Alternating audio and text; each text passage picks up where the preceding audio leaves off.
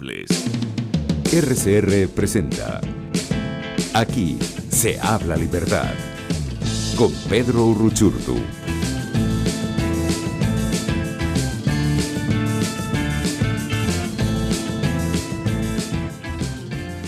Buenos días, sean todos bienvenidos a Aquí se habla libertad. Además, en un contexto como el que estamos viviendo en estos minutos cerca de nuestra emisora, aquí en El Paraíso, producto de una balacera, enfrentamientos que hay con bandas criminales lideradas por el Coqui y que además ha venido generando terror desde el día de ayer en toda la población caraqueña y que sin duda advierte el peligro que hoy estamos viviendo los venezolanos. Pero antes de empezar con este programa, vamos a darle las gracias a quienes hacen esto posible. En la dirección general de la estación, Jaime Nestar; en la gerencia de producción, Wilitza Arcaya; en la producción, Catherine Manzano, Malala Nogales; y en los controles, José Gregorio González. Quiero hacer énfasis en todo el personal que hoy se encuentra en Radio Caracas Radio, llevando a cabo información en estas horas tan cruciales e importantes en medio del terror. Sin lugar a duda que el compromiso en estos momentos de Radio Caracas Radio se evidencia en la transmisión de sus programas que no han sido ininterrumpidos por todo el tema que estamos viviendo acá en El Paraíso. Cabe destacar, para dar alguna información antes de empezar con la entrevista, que desde ayer la megabanda liderizada por el Coqui ha venido azotando a la población de La Vega, y alrededor de, aquí hay unos datos súper importantes que serían los afectados de alrededor de 4 parroquias, que son 441.095 vecinos, según el censo del 2011, quienes están sufriendo de manera directa o indirecta la disputa entre delincuentes y cuerpos de seguridad del Estado que administra el señor Nicolás Maduro. Los nombres de estas personas que siguen azotando, pero que siguen sueltos y la impunidad reinando en el país, de Carlos Luis Revete, apodado el Coqui, junto con Garvis Ochoa, conocido como el Gavis, y Carlos Alfredo Calderón Martínez, alias el Bampi.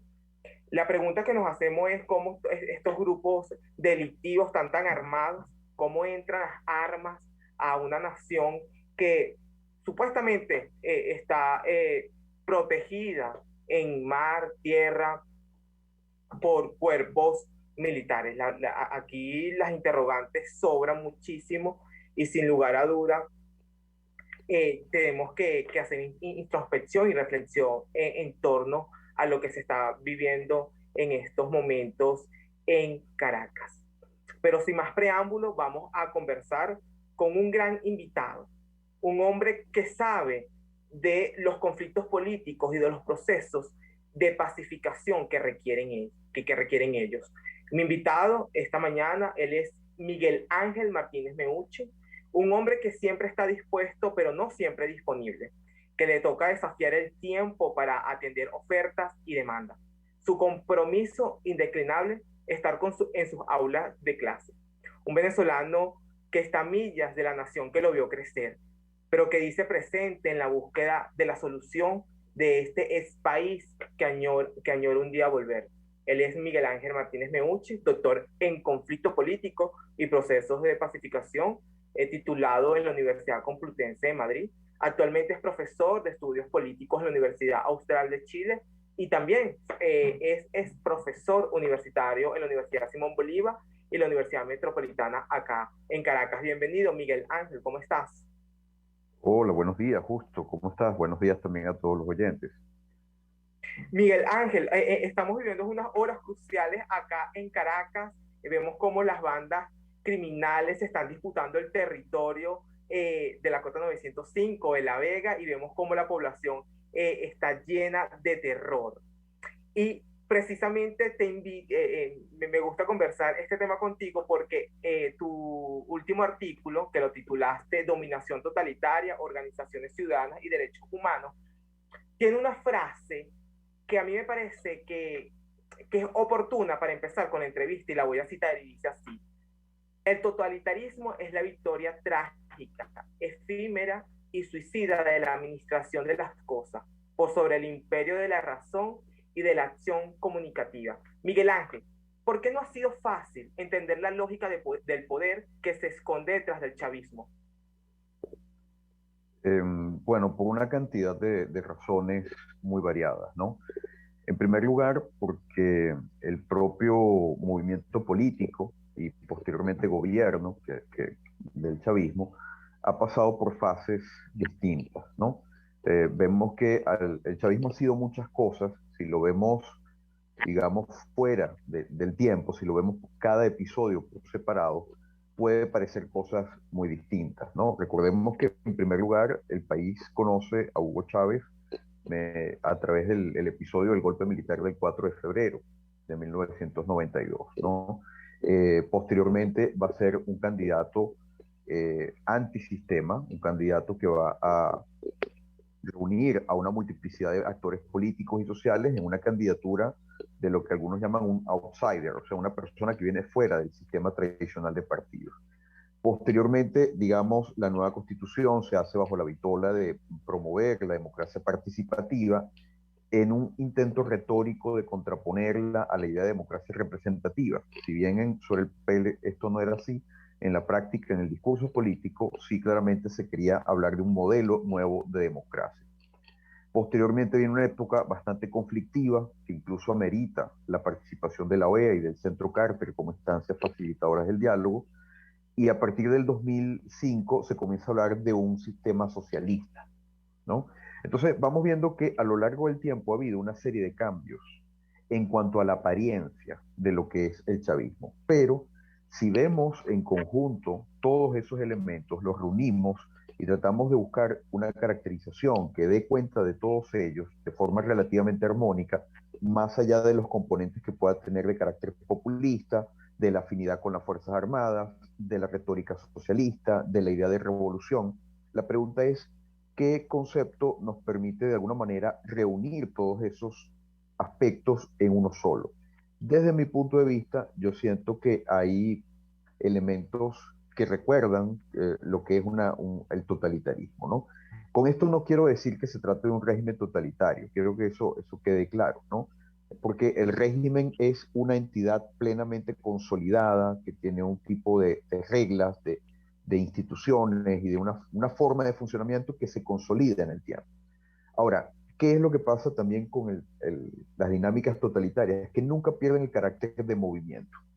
Es difícil que lleguen como a la consolidación plenamente dicha de un régimen plenamente totalitario. Entonces, hay como unas dinámicas que se caracterizan por varias ideas fuerza, ¿no? Que se pueden o no consolidar en mayor o menor medida. Y por eso yo prefiero hablar de una lógica totalitaria en el caso venezolano, en el sentido de que existen estos elementos dinámicos que van actuando, que van teniendo mella, pero que no necesariamente se terminan de consolidar, ¿no? Ahora, ¿cuáles son algunos de esos elementos que nos recuerdan un poco las lógicas totalitarias? Primero, esa idea de movimiento perpetuo. Nunca se consolida un estatus de las cosas. Siempre se están creando nuevas situaciones, siempre se está moviendo siempre hay una especie de objetivo histórico por alcanzar que nunca es alcanzado, pero que motiva todas las políticas de este tipo de movimientos políticos, ¿no? Vemos también el interés en un partido, si es posible, único, pero si no hegemónico, ¿no? Un partido que unifique a todas las fuerzas que están de acuerdo con el régimen. Vemos también el interés por la movilización constante de la población, de encuadrarla y además de generar, de hacer proliferar toda una cantidad de organizaciones paraestatales, ¿no? Que uno no sabe bien si son privadas o si son públicas, porque realmente rompen la lógica, digamos, dicotómica de lo público y lo privado y establecen una continuidad entre lo público y lo privado que no es sana para la democracia, porque en la práctica corrompen lo privado metiendo la mano del Estado, pero al mismo tiempo lo privado mete la mano en el Estado, ¿no? Entonces, en esa situación donde proliferan, y lo vemos a través de la creación de grupos organizados de ciudadanos, pero todos ellos alineados con el partido de gobierno. No se trata de una organización espontánea en la sociedad. Esto es característico de las lógicas totalitarias. Entonces, vemos que eso también está presente Y vemos también la idea de una ideología oficial que de alguna manera considera a todas las demás como enemigas, adversarias a ser destruidas, que no pueden regresar al poder, rompiendo con la idea de una alternabilidad democrática, ¿no? Entonces, todos esos elementos quizás no han terminado de configurar lo que podemos llamar un régimen totalitario, pero sí hay una dinámica, hay unos rasgos, hay una voluntad y hay una lógica que va en esa dirección. Ahora, a menudo vemos también que esas lógicas pueden agotarse, pueden ir perdiendo poder. Y ahí se va entrando en otro tipo de situaciones en donde, por ejemplo, el auge del crimen organizado puede ser un elemento que se ve en algunos regímenes que han pasado por este tipo de dinámicas, ¿no? Y de lógicas de poder. Miguel Ángel, usted en el artículo señaló lo siguiente, lo voy a citar, dice así: el carácter instrumental que implica la dominación totalitaria, basada en una estrategia que comprende homogenizar y disciplinar totalmente a las personas, eliminando a los disidentes. Hoy vemos cómo quienes eran perseguidos políticos regresan al país. El caso, que hay que decirlo, de José Manuel Olivares, el caso de Américo de Gracia, que eran perseguidos políticos que huyeron de Venezuela y están regresando como si nada pasara. Entonces la cuestión es, ¿cómo romper con aquellos que han anulado su autonomía moral por la imposición de los procesos y movimientos sobre las razones y los fines de este sistema que usted claramente devela ahí en el artículo que publicó en La Gran Aldea? Eh, eh, es, bueno, todo lo que sucede, vamos a decir, en caliente, los acontecimientos en pleno desarrollo, siempre son susceptibles de múltiples interpretaciones, ¿no? Y ahí también quiero ser como muy claro en el hecho de que lo que está sucediendo hoy en día es difícil tener una interpretación plenamente acabada al respecto. O sea, solo cuando en la medida en que va pasando el tiempo podemos tener como una mayor certeza. No obstante, ¿qué sucede un poco con el caso concreto de Venezuela hoy en día? Como le comentaba anteriormente, yo no veo que se trate de un régimen como tal, de sistema de reglas plenamente instaladas que sea totalitario, sino que existe una lógica que procura ir en esa dirección. Ahora, en los tiempos que corren, estamos hablando del año 2021, estamos hablando de una época en donde ya están plenamente consolidadas las redes sociales, en donde la dinámica de la comunicación ha cambiado por completo, en donde la forma en la que se genera la opinión pública también ha sufrido cambios importantes. En medio de todo ese contexto, yo diría que esas lógicas también evolucionan, también se van modificando. Y a esto también hay que sumar la situación geográfica, la posición, digamos, que ocupa Venezuela en el planeta. Venezuela es un país que está enclavado, pudiéramos decir, en todo el centro del hemisferio occidental, entre Sudamérica, Norteamérica y también a una cierta distancia, no demasiado larga, de Europa, ¿no? Entonces es un país que está básicamente rodeado de democracias occidentales. Entonces no es fácil consolidar un sistema plenamente autoritario en una época como esta y en un sitio geográfico como el que ocupa Venezuela. Y además con una sociedad que estuvo acostumbrada a más de 40 años de democracia, ¿no? Entonces existe toda una cantidad de obstáculos que todavía de alguna manera impiden la consolidación de un régimen, eh, digamos, por lo menos totalitario en un sentido clásico del término. Ahora, ¿qué vemos en esas circunstancias? Que debido, y también debido al hecho de que es un país destruido, un país cuya economía se ha reducido ya prácticamente un 80% en los últimos 8 años, eh, y un país que está experimentando la mayor crisis migratoria del hemisferio occidental en estos momentos, como el ciclo hiperinflacionario, posiblemente el segundo ciclo hiperinflacionario más largo que se ha registrado en la historia. En estas condiciones de depauperación, necesariamente yo siento que el grupo de que está en control del Estado necesita encontrar algunas fórmulas de entendimiento y algunas fórmulas de, vamos a decir, hacer factible que la comunidad internacional acepte un sistema que sin ser democrático, con el cual se pueda coexistir. Esa es un poco la oferta política que está planteada sobre la mesa en los procesos de negociación actual. Es decir, miren, que es un poco, por cierto, el estatus que ya tiene Cuba en Occidente. Cuba en un momento dado en los años 90 fue la única dictadura que había en la región y sin embargo se la toleró como tal. No hubo movimientos masivos como para procurar que hubiera un cambio de régimen en la isla. Bueno, yo siento que a lo que se está aspirando en el caso de Venezuela es algo parecido. Es decir, bueno, miren, nosotros tenemos nuestro sistema político, no es como el de ustedes, pero queremos que la comunidad internacional y la región nos lo toleren e incluso podemos hacer negocios, así como se hacen negocios con China, que no es una democracia tampoco, o como se hacen negocios con Rusia, que tampoco lo es. Claro, Entonces Miguel creo Ángel. que, sí, Ok, no te escucho. sí, yo creo que un poco hacia allá va un poco la cuestión y en esa línea creo que en vez de una dominación absoluta de partido único, creo que es conveniente, es funcional tener una oposición que, digamos, suficientemente articulada como para competir, pero suficientemente desarticulada como para no llegar a ser una amenaza real de poder. Y creo también que lo que plantea el régimen actualmente en la mesa de negociación son condiciones suficientemente atractivas como para que mucha gente participe, pero suficientemente seguras para el propio régimen como para impedir que efectivamente pueda producirse un cambio político como tal. Miguel Ángel, que eso sería lo que tú señalas en el artículo, que es someterse a vivir en el hábito de la mentira de una u otra manera. Sí, porque a ver, en la medida en que existe un control de las comunicaciones, en la medida en que, por ejemplo, nuestras universidades autónomas están sometidas a un abandono y a una de esas, digamos, a una presión como la que experimentan actualmente, eh, donde hay dificultad, digamos, para expresar ideas.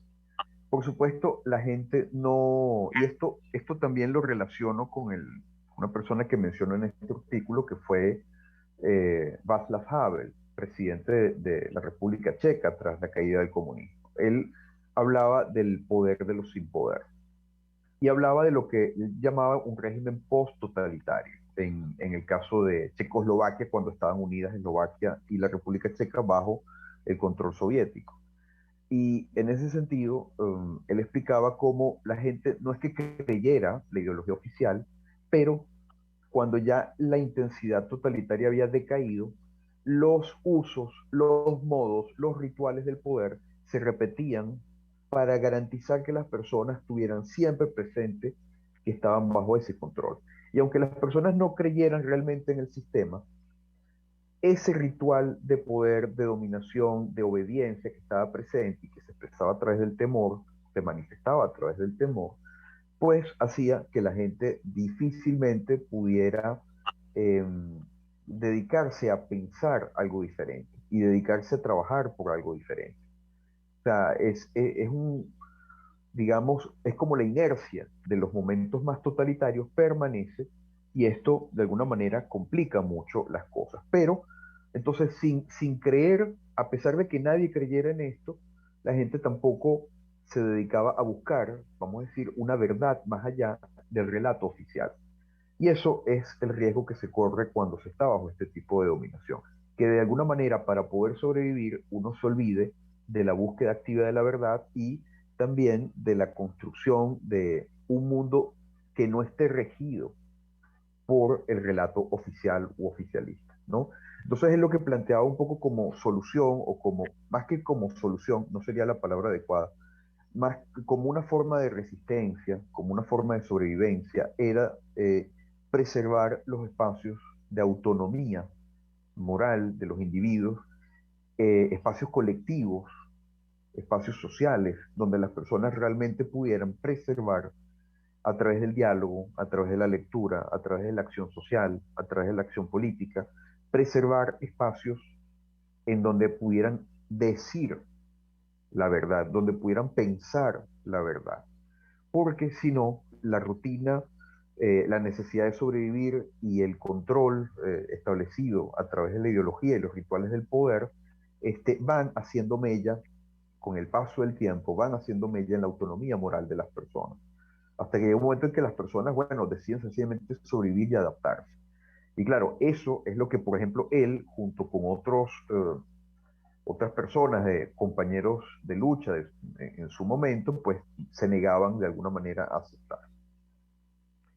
Doctor Miguel Ángel, usted también ha señalado de manera reiterada que la política en Venezuela se ha vaciado de un sentido claro, como la idea de la libertad.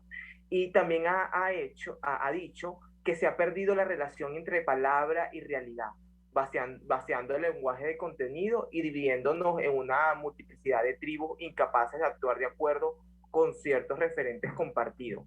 La pregunta es, ¿cómo preservar estos espacios y mecanismos de asociación que usted indica cuando estamos aislados y que tenemos únicamente, digamos, que las redes sociales para expresar descontento u opiniones que estén apegadas a las ideas de la libertad? Bueno, digamos que lo que tiene que ver con las redes sociales es al mismo tiempo una gran ventaja en este sentido, pero también una eventual amenaza. En el sentido Okay. de que, ¿por qué son una amenaza? Y esto está vinculado con todo lo que se llama hoy en día el sharp power, que es la capacidad de regímenes autoritarios de influir mediante redes sociales y otros mecanismos en las formas de la conformación de la opinión pública en las democracias y cómo pueden a través de fake news, noticias falsas, campañas de descrédito, etcétera, pueden, y promoción, digamos, del lenguaje polarizador, de odio, etcétera, pueden propiciar que las sociedades democráticas entren en unas dinámicas muy peligrosas de disgregación, de conflicto interno y de disolución social. Entonces, eso hay que tenerlo presente. Las redes sociales son un espacio que puede llevarnos a la confusión, que puede complicarnos la comprensión de las cosas, que nos puede alienar, por decirlo de cierta manera, y que nos pueden deprimir. Y eso hay que tomar en consideración que hay personas que están dedicadas precisamente a eso. Pero así como eso es una parte de una cara de la moneda, la otra cara de la moneda es que las redes sociales también son una oportunidad fantástica para acceder a toda clase de informaciones, para conectarse más allá del tiempo y del espacio con personas dentro y fuera del país y que por lo tanto nos dan grandes posibilidades para, digamos, mantener nuestra autonomía del ejercicio de la razón y nuestra autonomía moral en cuanto a las decisiones que tomamos. Y en este sentido creo que es muy importante emplearlas como mecanismos de cohesión y de acción para sencillamente preservar espacios de entendimiento, de racionalidad, que están ajenos a la represión y al control, digamos, de los sistemas autoritarios. Yo creo que eso es muy importante, eso es factible y digamos, es necesario hacerlo de forma consciente, ¿no? Precisamente evitando lo que son las campañas de descrédito, las campañas de polarización y empleando las redes para todo lo contrario, para obtener acceso a información de calidad, para buscar referencias dentro y fuera del país, etcétera. Esto, a su vez, en la práctica, es el germen, la posibilidad de la organización ciudadana para la acción política también. Mientras eso exista, existe de alguna manera la semilla de la recuperación de la democracia. Y también vemos, doctor, que las redes sociales también se prestan para crear simulacros de la realidad. Pero quiero tocar el siguiente punto. Usted tiene un doctorado en procesos de pacificación y conflicto político. Y hoy hay ciertos desafíos y dilemas en la opinión pública venezolana. Mientras unos pretenden salir con votos de este sistema o una lógica totalitaria, vemos que hay una comunidad internacional que no está clara aparentemente en lo que hay que hacer con el conflicto venezolano. Usted ha hablado en artículos anteriores de un replanteamiento de la negociación. Yo quiero que usted me diga acá, le diga al público de Radio Caracas Radio, cuál es la opción o las opciones para pacificar un sistema como el venezolano, que además es complejo. Sí, digamos, el asunto de la negociación es realmente complejo. Ahí es muy importante no tener ideas fijas, no quedarse estancado como en ciertas ideas, porque es un terreno dinámico, ¿no? Es un terreno dinámico. ¿Qué pudiéramos decir con respecto a lo actual? En este momento existe una aproximación multilateral, y esto lo veo como algo positivo, a la gestión de la cuestión venezolana, por llamarlo de alguna manera, el problema de Venezuela. Ahora, es importante que veamos que esto no va a tener una solución internacional o que provenga de la comunidad internacional. La comunidad internacional es un factor imprescindible e ineludible para que haya algún tipo de solución o canalización positiva del conflicto en Venezuela. Pero recordemos que la comunidad internacional está conformada por estados nacionales que tienen sus propios intereses y sus propias agendas. Y en general, ¿qué es lo que estamos viendo al respecto?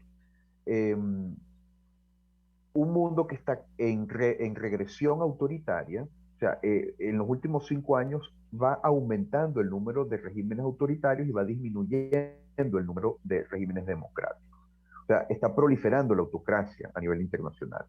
Eh, pero al mismo tiempo vemos que las democracias tienden a preocuparse mucho de sus asuntos internos, porque lógicamente el votante elige a sus gobernantes para que se ocupe de los asuntos internos y no tanto de lo internacional. Las autocracias son mucho más asertivas, dinámicas en lo que tiene que ver con su política exterior, porque entre otras cosas sus gobernantes permanecen mucho más tiempo en el poder y pueden extender agendas y además ven la necesidad de modificar su entorno para poder seguir siendo autocráticos. Entonces todo esto configura un panorama que además tengamos presente que por lo general los sistemas internacionales tienden a la estabilidad, buscan estabilidad. En este momento lo que estamos viendo es que el sistema internacional quiere estabilidad más que democracia. Y eso es importante no perderlo de vista. En este momento, la posición generalizada de la comunidad internacional sí desearían las democracias de Occidente que Venezuela transitara a una democracia. Pero el objetivo fundamental es lograr la estabilidad. Y en ese Pero, sentido, mi- ujú. sí, Miguel sí, Ángel, sí, o sea, que parece un poco absurdo entender esto, cómo lograr una estabilidad en un estado donde las mafias se mueven por doquier. O sea, ¿por qué? claro, ahí está un poco lo que pudiéramos decir, en qué medida cada uno de los actores de la comunidad internacional que participa en esto considera que Venezuela realmente sea un problema regional. Y todo el mundo, por así decirlo, en las democracias sabe que Venezuela es un foco de conflictos en la región, sobre todo por la cantidad de desplazados, de migrantes que están saliendo, que son un problema considerable, sobre todo para los Sudamérica, pero en realidad dentro de la agenda de problemas de los países en la región, Venezuela no termina de ser considerada como un asunto que afecte su seguridad interna. Y esto tiene mucho que ver con la manera en la que en la prensa internacional, en la academia, etcétera, en los medios de comunicación, se hace ver el problema venezolano. O sea, hemos visto cómo el problema venezolano era visto hace 2 años como el problema de un país del cual estaban saliendo muchísimas personas de forma irregular a menudo y que tenía dos presidentes o que tenía un gobierno escindido, por decirlo de alguna manera. Hoy en día, mucho de lo que se habla de Venezuela es las sanciones, como si el problema fueran principalmente las sanciones. Y esto no es casualidad, esto tiene que ver con cómo se ha ido manejando el tema en círculos importantes a nivel de prensa, de academia y la diplomacia, ¿no? Entonces, claro, todo esto, y además ha habido cambios en los gobiernos de la región que son importantes, ¿no?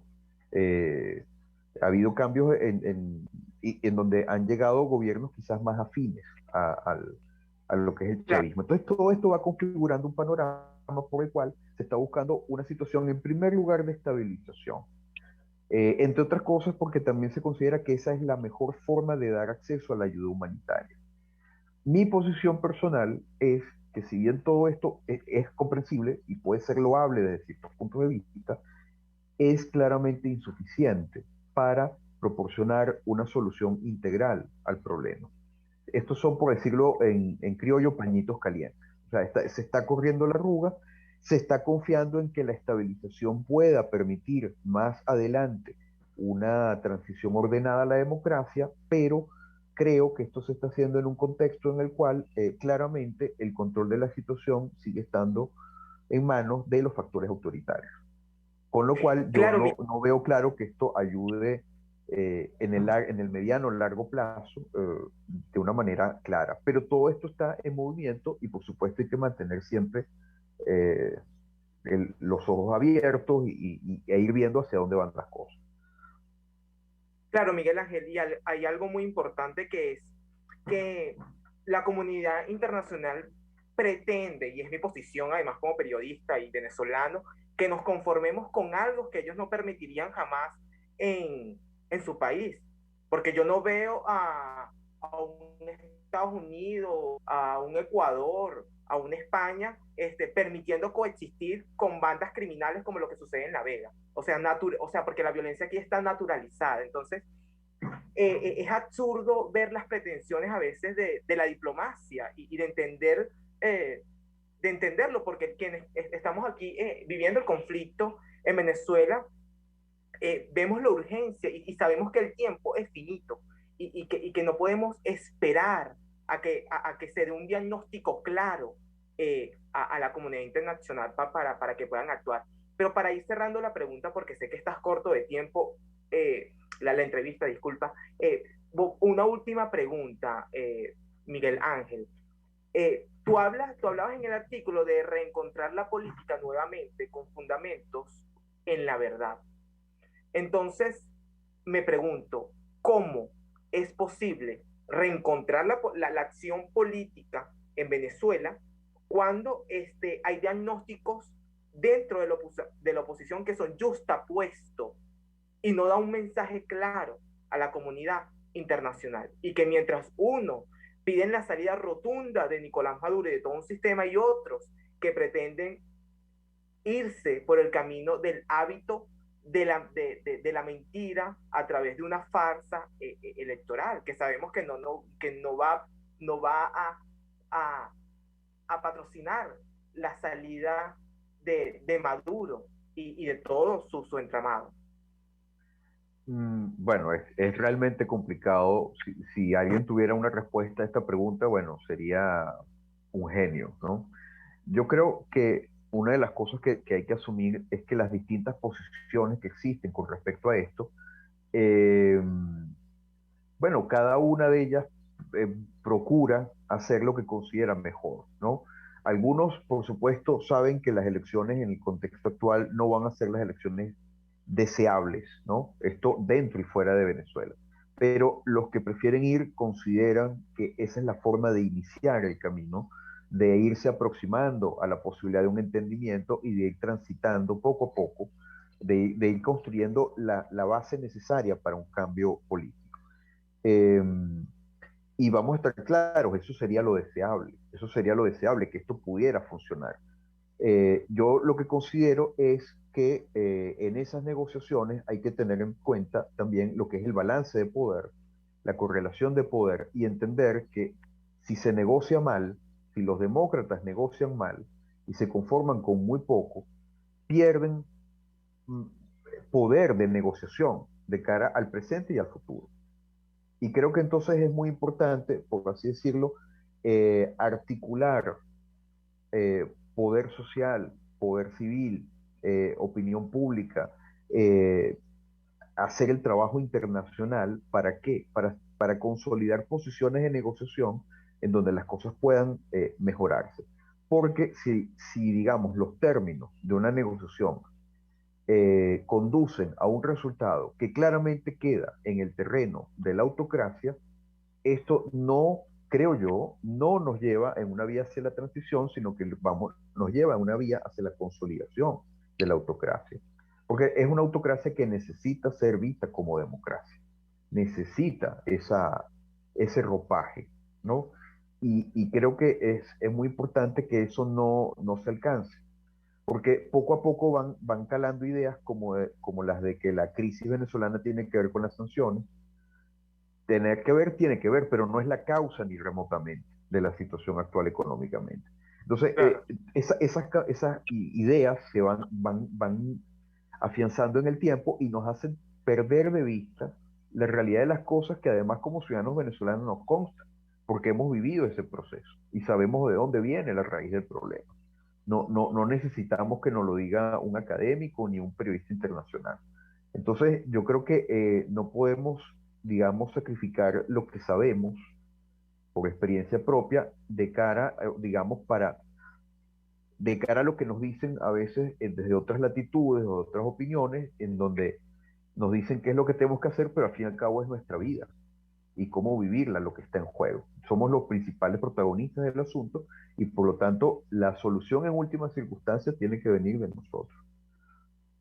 Bueno, así es, Miguel Ángel, y toca combatir la posverdad y llevar a un norte la lucha de este conflicto de los venezolanos.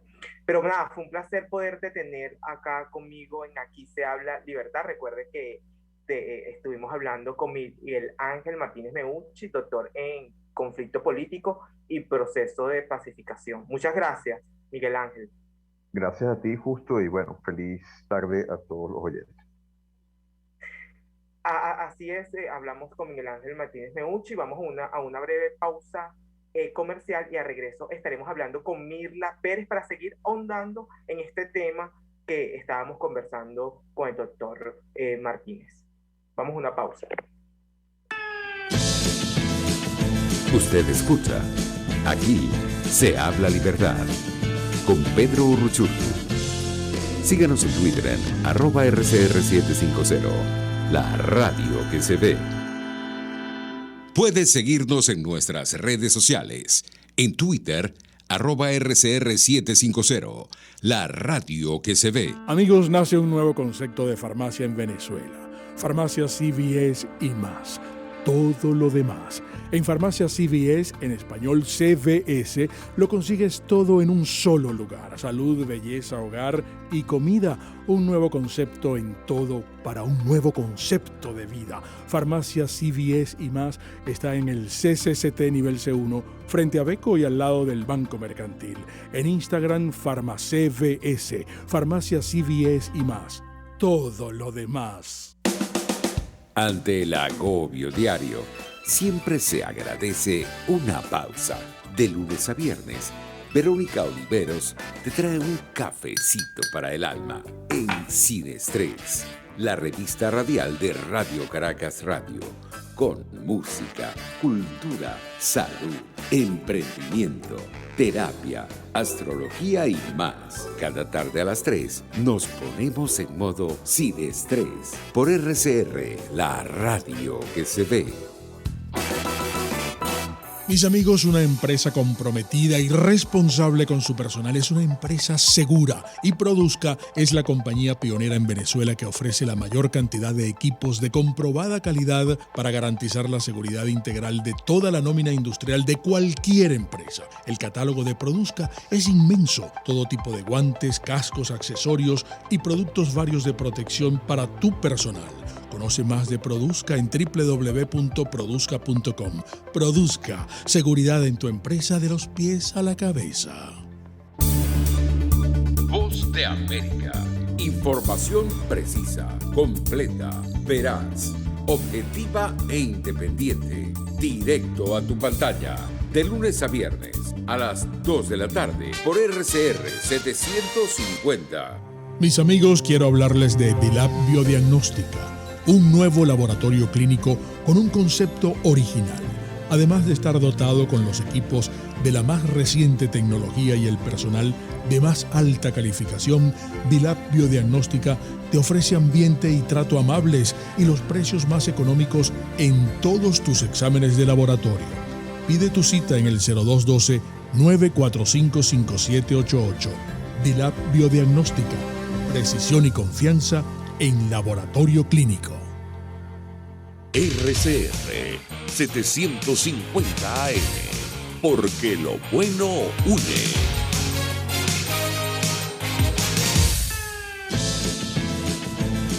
Les estamos presentando Aquí se habla libertad con Pedro Urruchurtu por rcr.tv, la radio que se ve. Amigos, y seguimos en Aquí se habla libertad. Recordemos que nosotros llegamos a ustedes gracias a Javi Vizquey. Todo lo que querrás en postres, Javi Vizquey lo tienes para ti. Conseguirás dulce en todas sus presentaciones, porción individual, mini, familiar, extrafamiliar, así como lo habías soñado. Pero eso no es todo, porque en Javi Vizquey hace de tus momentos y fiestas únicos. Sí, como te lo estoy diciendo, en Javi Vizquey puedes mandar a hacer la torta de cumpleaños, bautizo, matrimonio, graduación. Como lo pidas, Javi Vizquey también te dará una mesa de dulce, como así como en un cuento de hadas, como siempre lo has soñado. También Javi Vizquey ha ideado postres para quienes están entrando en dieta y no pueden comer mucho carbohidrato. Entonces hacen unos postres basados en una materia prima que te permite a ti mantener la dieta, una dieta balanceada. Recuerda que puedes seguirnos en arroba javi-case y ahí podrás colocar tus pedidos, ver todo lo que ofrece esta cuenta magnífica, y además lo más importante es que tienen delivery en toda la Gran Caracas. Y seguimos con esta gran entrevista. Tenemos a nuestra invitada ya en línea, la tenemos en línea, a Mirla Pérez. Ella es doctora en Ciencias Sociales, profesora universitaria, investigadora de los procesos totalitarios y directora de investigaciones del Centro de Investigaciones Populares. Y hoy hablaremos con ella. Bienvenida, Mirla. ¿Cómo estás? Hola, Justo, ¿cómo estás? Gusto saludarte. Saludos a tu audiencia.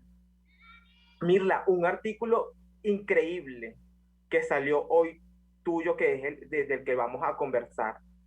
Y yo quiero empezar con una frase de ese artículo que dice así: tengo la sensación de estar en medio de algo que está cerrando, un proceso que alcanza su plenitud, su totalidad, su comprensión. ¿Qué es lo que se está cerrando hoy en el conflicto venezolano, Mirla? ¿De qué círculo nos hablas?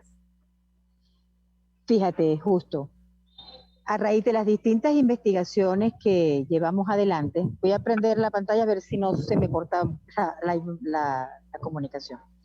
La investigación que estamos llevando sobre el estado comunal y sobre la vida cotidiana, vemos que en este momento se está dando el paso, se está consolidando el paso del poder popular que comenzó a plantearse en Venezuela desde el momento que arranca la nueva constitución hasta ahorita. Estamos pasando del poder popular al poder comunal. Este paso ha sido por tanteo. El procedimiento, la metodología utilizada ha sido implementación en la práctica y validación y, digamos, ir colocando las bases jurídicas para que esta implementación del sistema por vía de facto vaya teniendo cauce legal. Eso, digamos, que es el contexto en el que estamos. Y este año, el año 2021, para ellos es un año fundamental. Es un año en el que se está planteando, como lo digo más adelante, la culminación, la totalidad, el avance en plenitud de un proyecto que viene gestándose y viene madurando de a poco. Este año es el año de la consolidación de las bases chavistas, que son pocas. O sea, cuando yo hablo de consolidación de las bases, cuando hablo de la extensión del aparato comunal, no pensemos que es un movimiento y una estructura con mucha gente, no. Es una estructura con poca gente, pero una estructura, al fin y al cabo, sólida, en el sentido que va planteando la instalación de todo digamos, la infraestructura por donde va a circular el poder. Y eso representa el año 2021. El año 2021 para ellos también es la consolidación del Partido Socialista, el Partido Único, estas elecciones que vienen el próximo 21 de diciembre le ha servido de plataforma para consolidar las bases de ellos. En las primarias que tuvieron en semanas pasadas, fue un proceso importante porque un proceso en el que le permitió purgar las filas del chavismo, ver qué sujetos son los sujetos que están mucho más comprometidos con el sistema, quienes están en capacidad y quienes están en la posibilidad de llevar adelante todo el proceso de dominación, que viene avanzando vertiginosamente, viene avanzando con dos brazos bien importantes, que es el brazo miliciano y el brazo, vamos a decirlo entre comillas, el brazo político, que sería el de la consolidación del partido único. Aquí lo preocupante es que la mesa está servida para cumplir un objetivo de consolidación del sistema, y en la mesa está participando gente, está participando grupos políticos que van a terminar sirviendo de utilities para la conformación de este poder, para la consolidación de este poder. Por eso hay que mirar con mucho cuidado las elecciones del próximo 21 de noviembre. En nuestras investigaciones lo que hemos visto cuando trabajamos el tema electoral es que el tema electoral le sirve a este sistema para su consolidación. Es un momento de articulación de la base del partido. Es el momento de articulación y de consolidación de sus estructuras. Por ejemplo, una de las estructuras que salieron sumamente fortalecidas en el proceso de primarias que se desarrolló en semanas pasadas fueron las VC. Y las VC están diseñadas precisamente para la consolidación a partir del sistema electoral. Claro, Mirla, pero también se evidenció en estas supuestas primarias, este simulacro del PSUV, que hay un quiebre interno, una disputa, y que realmente ellos no están eligiendo quién será su supuesto candidato en unas farsas electorales, porque no son elecciones. Aquí los venezolanos ni van a elegir, ni van a tener el poder en la toma de decisión el 21 de noviembre. Y a mí me preocupa algo, Mirla, me preocupa algo y que me causa mucha incertidumbre, y es que vemos como la comunidad internacional actualmente, y lo hablaba con el doctor Miguel Ángel Martínez Meucci, que hay una búsqueda de estabilizar el conflicto, pero ¿cómo? O sea, ¿cuáles son las consecuencias de estabilizar un conflicto donde la violencia está naturalizada en todo el territorio, en un territorio desintegrado? Porque lo que está pasando ahorita, hace como 25 minutos, hubo una bala perdida que tuvo otra víctima en Quinta Crespo, una mujer. Entonces, vemos toda esta incoherencia de estabilizar un conflicto que supera la realidad de los diagnósticos que se han presentado a la comunidad internacional. ¿Cuál es la consecuencia de estabilizar este conflicto?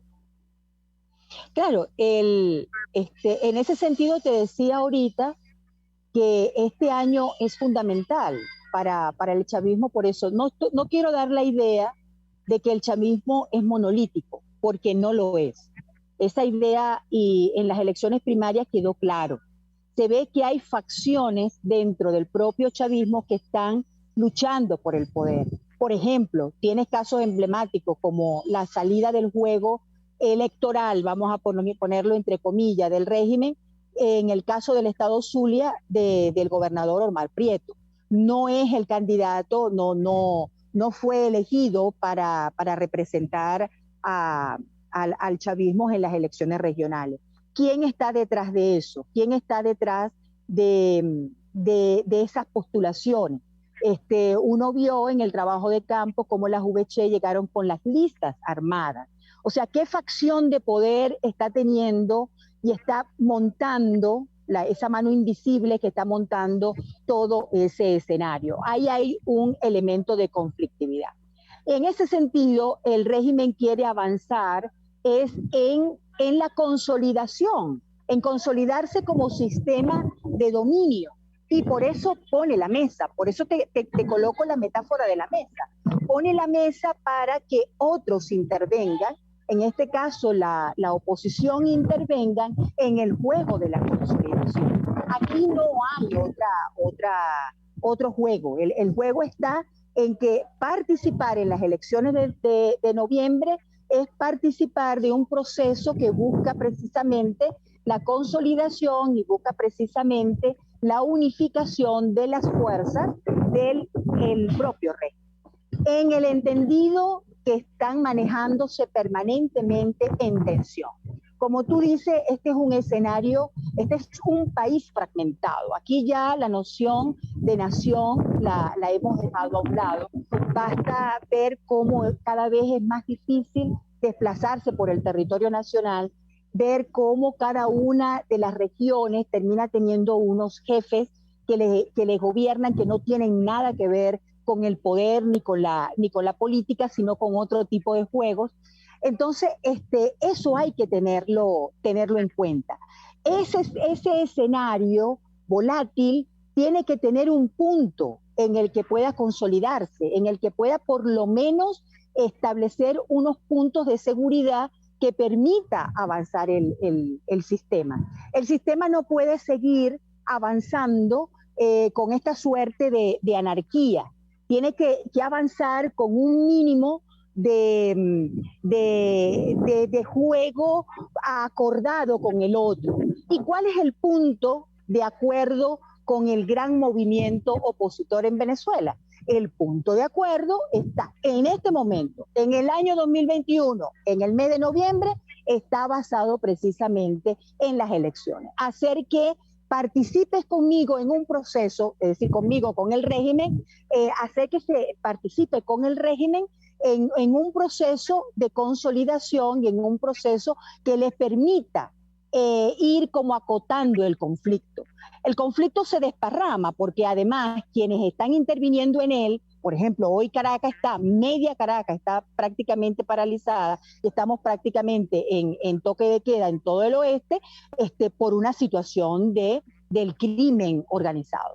Entonces, ¿qué hacer frente a eso? El régimen tiene que actuar rápidamente. Actúa y propone una mesa, propone una salida, y esa salida no la puede hacer solo. Es allí donde viene la utilidad de que el otro le refrende, de que el otro le valide, porque participar en las elecciones es validar todo este proceso. Entonces, digamos que es un momento de tensión, es un momento de búsqueda, es un camino de búsqueda de la consolidación, en el entendido que en esa búsqueda nosotros podemos ver mucha debilidad y mucha fragmentación también del poder que domina. Claro, y como tú lo señalas en el artículo, la criminalidad le es muy útil al sistema político de Nicolás Maduro, es evidente. Pero ustedes que tienen el diagnóstico de lo que sucede en las barriadas en Venezuela, en el tejido social, para ir cerrando, porque ya me están diciendo que nos quedan pocos minutos. ¿Cómo ves la respuesta de los venezolanos ante las pretensiones de noviembre? Mira, la indagatoria que nosotros hemos hecho hasta ahora es que no hay disposición a participar. La gente está clara que, digamos, si me preguntas por la gente y no por los políticos, te puedo decir que la gente está clara que las elecciones no les va a llevar a ningún lado. Puede estar creando un cierto entusiasmo en las bases de los partidos, pero eso no significa que las comunidades y la sociedad esté animada a participar. Aquí, mira, aquí hay una cosa muy interesante, justo, y es que a pesar de que la violencia y a pesar de que el crimen y a pesar de que todo este nefasto sistema se ha venido manteniendo por 20 años, no hay naturalización. Es decir, hay extensión, hay vocación de dominio, pero de parte de la gente no se termina de naturalizar.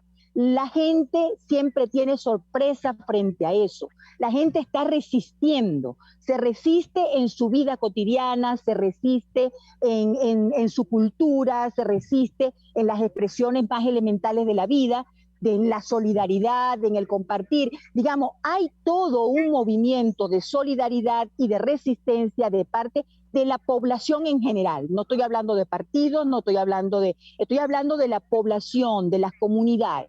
Hay realmente una vocación de sentir de que el sistema va por un lado y nosotros vamos por otro.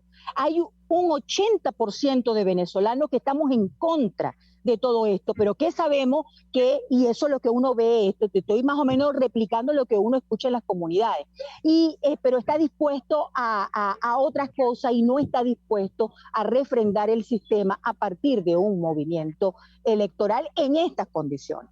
Por supuesto que lo electoral siempre será lo deseable, pero lo deseable en unas condiciones de libertad reales y con condiciones que me permitan que mi voz sea realmente escuchada. Y eso es lo que tú escuchas en las comunidades.